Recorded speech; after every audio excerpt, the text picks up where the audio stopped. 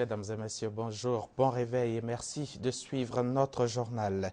Pendant 3 jours, 25 ministres africains de l'emploi et de la formation professionnelle ont participé à la 3e conférence du pôle qualité interpays pour le développement des compétences techniques et professionnelles. Une conférence qui s'est tenue sous le thème « Formation, insertion et emploi jeunes en Afrique ». Reportage Sidonie Davila.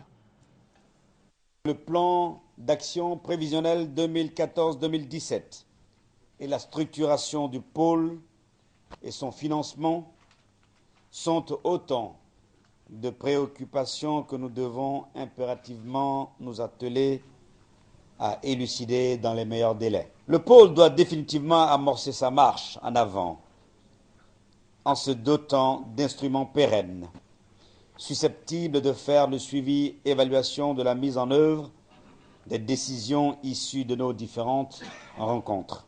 Ce sont entre autres décisions sorties de cette rencontre continentale.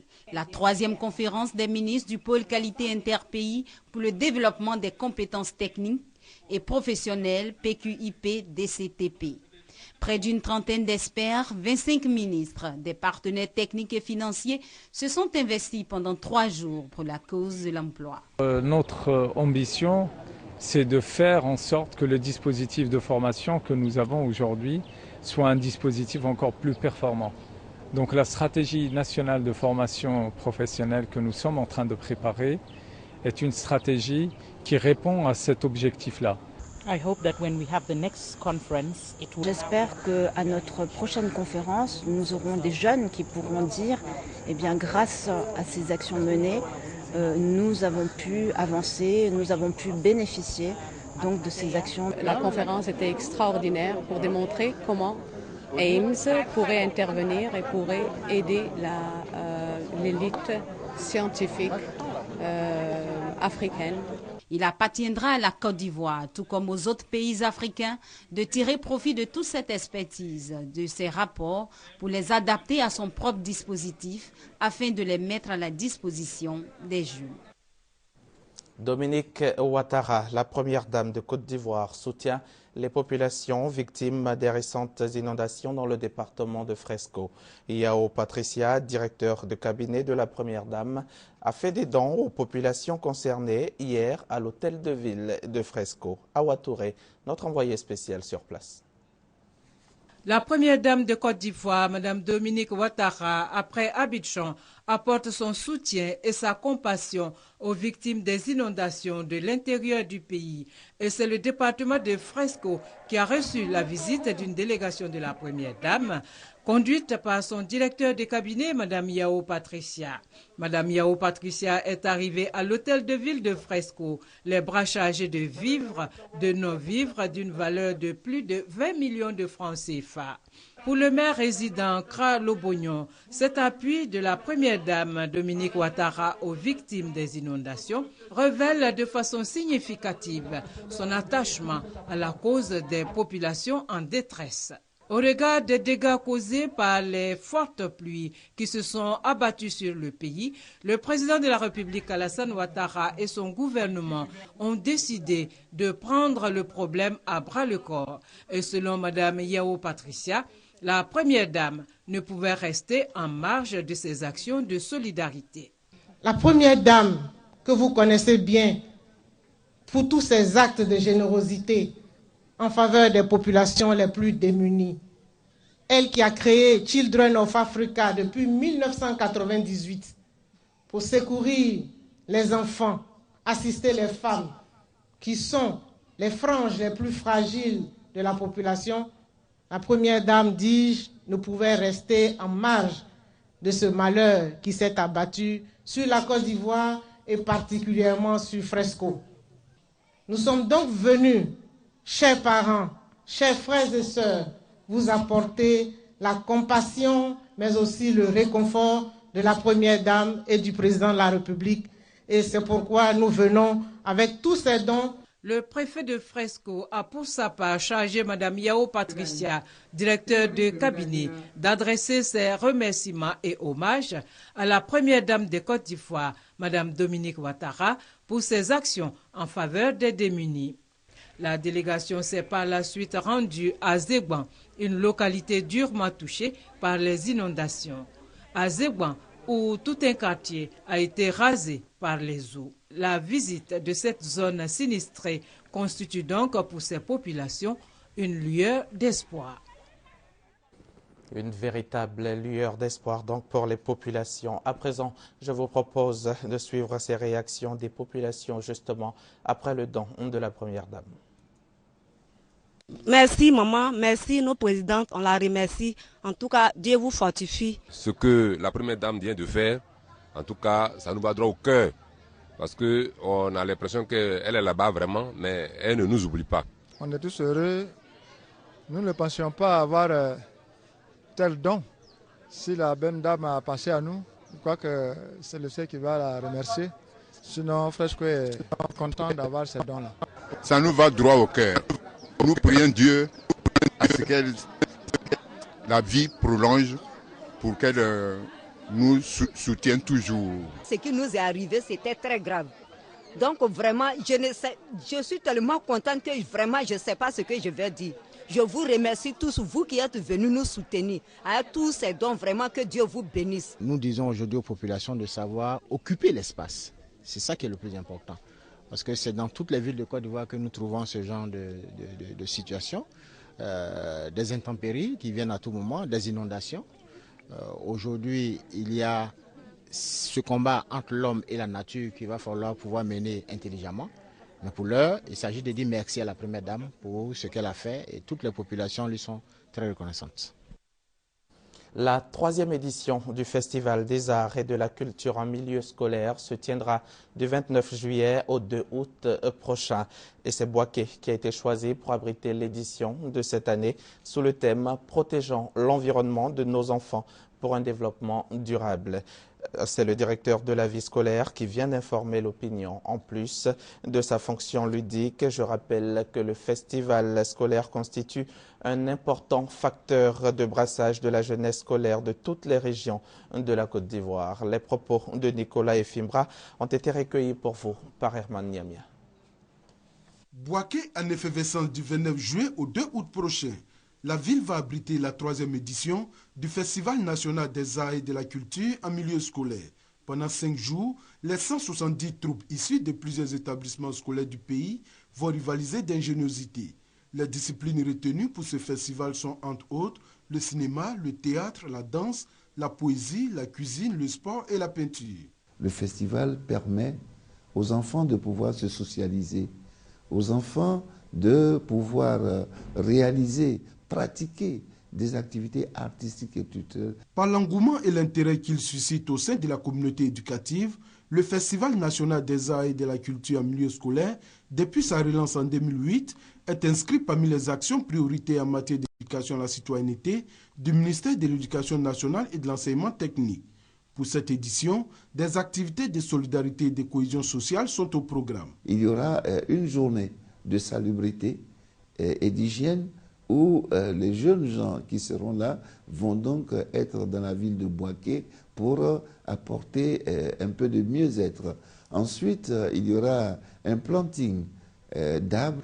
Nous avons 2 hectares qui seront plantés. Chaque enfant va planter son arbre, et ceci toujours dans le cadre de l'éducation à l'éco-citoyenneté. Le directeur de la vie scolaire ajoute que la finale qui est prévue pour le 2 août va enregistrer la présence de la Première Dame Dominique Ouattara, marraine de cette 3e édition. Un mot d'agriculture dans ce journal. Démarrage de l'opération de distribution des produits phytosanitaires et d'atomiseurs aux producteurs de cacao dans la région du sud de Comoé. C'est une initiative du Conseil Café Cacao d'une valeur de plus de 200 millions de francs CFA. Cette action vise à lutter contre les insectes et les maladies du cacaoyer qui détruisent les plantations et la récolte des producteurs. Francis Boifo. La cacaoculture en Côte d'Ivoire est confrontée au Shoalen Shoot ou pourriture brume, une maladie qui ravage les cabosses de cacao. Selon le Conseil du Café Cacao, 30 à 40% de la production mondiale du cacao, soit environ 550 000 tonnes, sont perdues chaque année. Le Shoalen Shoot détruit les plantations et sème la désolation chez les producteurs. Le Conseil du café cacao veut remédier à cette situation. Objectif, lutter efficacement contre la pourriture brume. Et cela passe par la distribution gratuite de produits phytosanitaires d'un coût de plus de 200 millions de francs CFA, composés d'insecticides pour 30 000 hectares de plantations et de fongicides pour une superficie de 45 000 hectares à 22 500 producteurs de cacao. La menace est importante. Il s'agit de lutter contre les effets dévastateurs de la maladie et des insectes. Lorsque chacun des planteurs dispose de produits et que les coopératives disposent de machines, on est sûr que le traitement sera fait et nous espérons que d'ici quelques mois, les résultats se feront sentir. Ça, c'est une première fois que vraiment ces gens d'occasion se présentent. Vraiment, j'ai remercié le Conseil Café Cacao. Les coopératives méritantes ont été félicitées. C'est une très bonne chose et nous souhaitons que ces genres d'actions soient répétées. Cette opération de distribution de produits phytosanitaires et d'atomiseurs aux producteurs de cacao marque le départ d'une opération qui va durer 2 semaines et va s'étendre à 71 sites répartis dans 15 sous-préfectures des 4 départements de la région du Sud Comoé. À la date du 12 juillet 2014, le bilan était de 603 morts en Afrique de l'Ouest dû à la fièvre hémorragique Ebola. Et la transmission du virus se poursuit, notamment en raison du manque de sensibilisation des pays les plus touchés. C'est ce qu'indique l'OMS. L'organisation renforce alors sa campagne de sensibilisation. C'est une course contre la mort à l'hôpital de Kenema. L'est de la Sierra Leone est la zone où le virus Ebola progresse le plus ces dernières semaines. Cette fièvre hémorragique, apparue en mars en Guinée, a traversé la frontière. Près de 400 cas déjà recensés en Sierra Leone. La moitié des malades en sont morts et ce n'est qu'un début, s'alarme l'Organisation mondiale de la santé. Il y a vraiment urgence. Nous sommes déjà en grande difficulté. Nous combattons déjà quelque chose d'énorme. Et ça deviendra encore pire si on ne nous donne pas plus de moyens. Ebola n'épargne personne. Un médecin de cet hôpital vient d'être infecté après avoir soigné les patients sans relâche. 3 infirmières ont succombé. Seules armes pour combattre l'épidémie, la prévention et les désinfections. Ebola se propage beaucoup au moment des décès et des enterrements, promiscuité oblige. Les corps doivent être scellés dans un double sac et isolés le plus possible de la surface, recommande l'OMS. Éduquer la population est primordial. La maladie se transmet par les sécrétions comme la salive ou le sperme. Petite leçon de sensibilisation en Guinée. On vous dit, il ne faut pas toucher une personne qui a les signes de la maladie ou qui vomit du sang. Ou une personne qui est décédée. Il ne faut pas toucher le corps. Des messages qui ont encore du mal à passer. Les peurs et les résistances sont tenaces. Difficile pour les équipes humanitaires de convaincre la population de se faire soigner dès les premiers signes d'Ebola. Pourquoi les gens ont peur aussi? C'est parce que certains de leurs parents sont partis ont été amenés au niveau des centres de traitement et ne sont jamais revenus. Ça aussi, c'est des éléments qui font peur, qui font qu'il y a une grosse inquiétude autour de Ebola qui amène ces villages à de la réticence.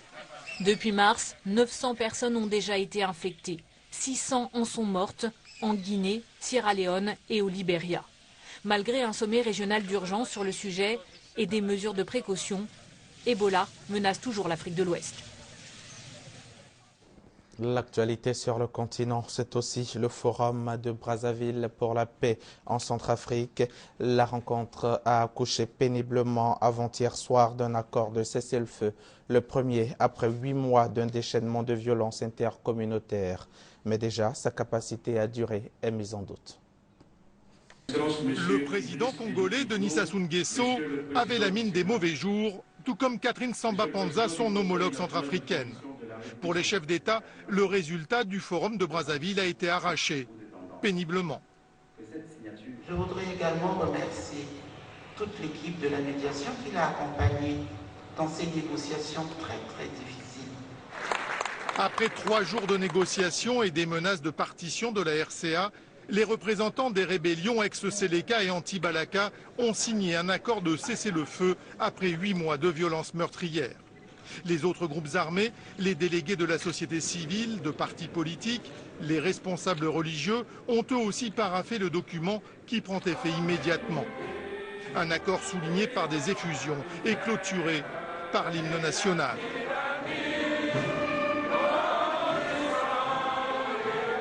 Derrière l'émotion reste l'application concrète de cet accord par des rébellions hétérogènes. Cet engagement est salutaire pour le peuple centrafricain. Celui qui veut enfreindre à cet engagement est l'ennemi du peuple centrafricain. On ne peut pas s'hasarder à faire ça. Dès qu'on va arriver au pays, chacun ira dans son coin avec le mot d'ordre pour essayer de sensibiliser et de conscientiser les troupes en attendant leur regroupement.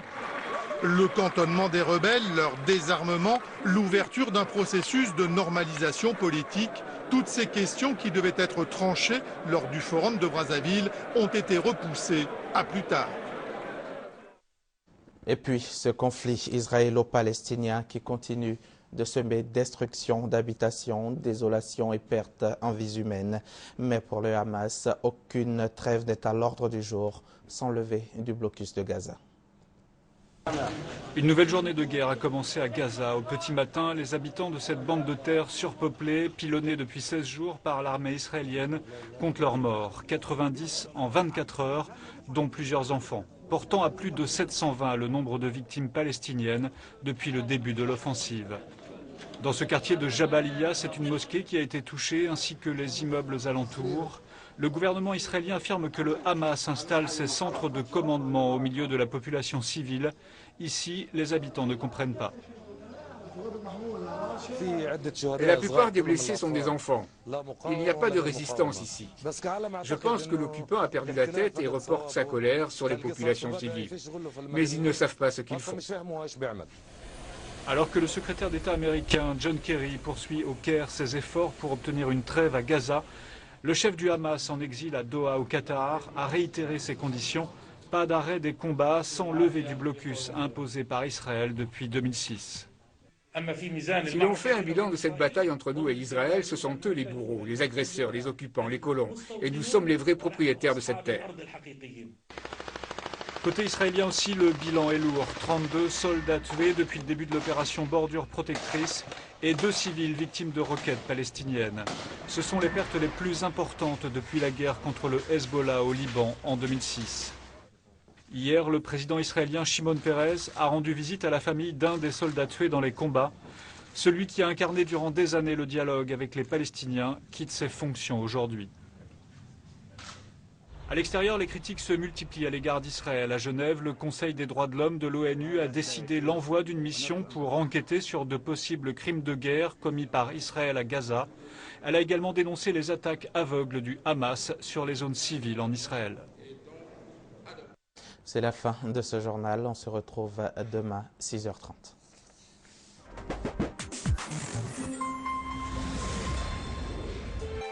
RTI 1, la chaîne qui rassemble.